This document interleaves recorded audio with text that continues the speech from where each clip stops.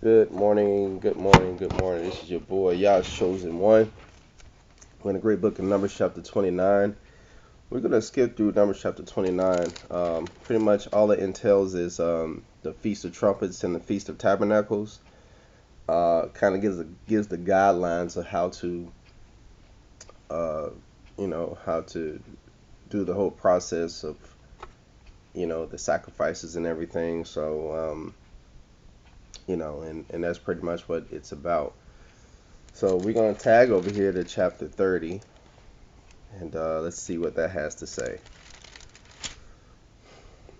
And Moshe spake unto the heads of the tribes concerning the children of Yashraal, saying, This is the thing which AHAYAH have commanded. If a man vow a vow unto AHAYAH, or swear an oath to bind his soul with a bond, he shall not break his word, he shall do according to all that proceedeth out of his mouth. Alright, so it's not saying making a vow with like your wedding vows. It's saying like a vow to the Most High Himself. If you make a vow to Him that you're going to do something, you can't break it.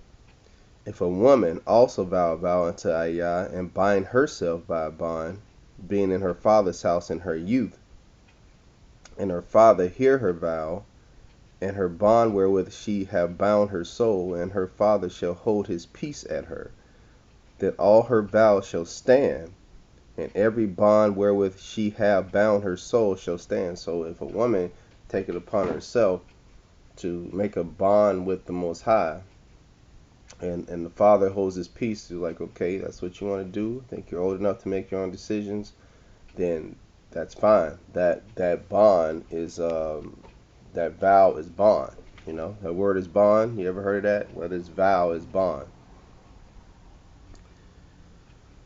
But if her father disallow her in the day that he heareth, not any of her vows or her bonds wherewith she hath bound her soul shall stand, and AHAYAH shall forgive her, because her father disallowed her. So the Most High is saying, say for instance, like, Most High, if you do this for me, I promise. I mean, if Most High, if promise me I don't want any kids or something like that, and the father's like, hey, you're making a crazy mistake. One day you might want kids. Then um, then that vow is not bond, okay? Because the father has stepped in, interceded for that daughter.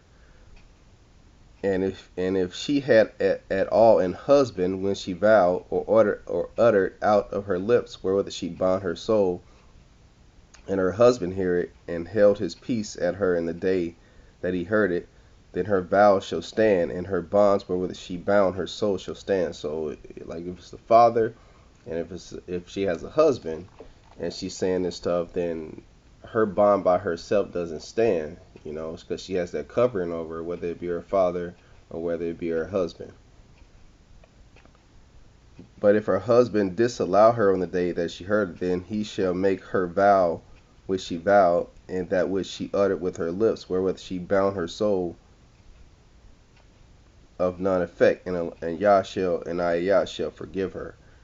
But every vow of a widow and of her that is divorced, wherewith they have bound their soul, shall stand against her. So, if you're a widow, you've already been through things in life, so you kind of know right from wrong, and what you want to do. You don't need that covering. You can think for yourself as a woman.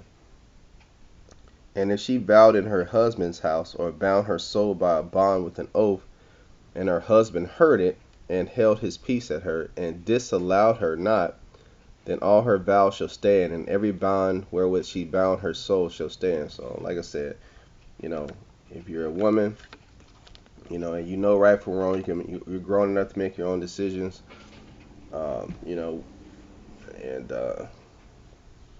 if you have a husband, or a father, then if they hold their peace and like that's what you want to do, then it stands. But if her husband have utterly made them void on the day he heard them, then whatsoever proceeded out of her lips concerning her vows, or concerning the bond of her soul, shall not stand. Her husband have made them void, and AHAYAH shall forgive her. Every vow and every binding oath to afflict the soul, her husband may establish it, or her husband may make it void.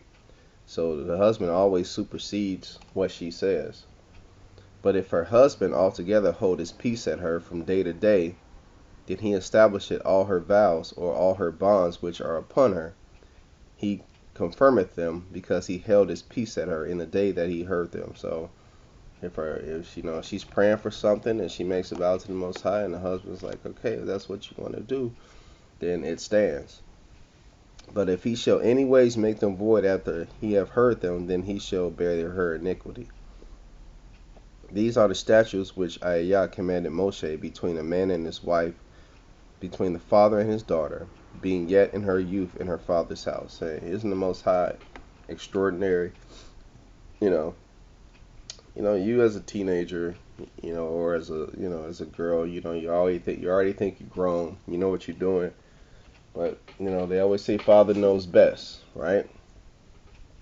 And when you start getting into the truth, and you want to make a vow and stuff like that, then that father is the covering for you, or your husband will be that covering. I mean, even though you're grown, you got a husband.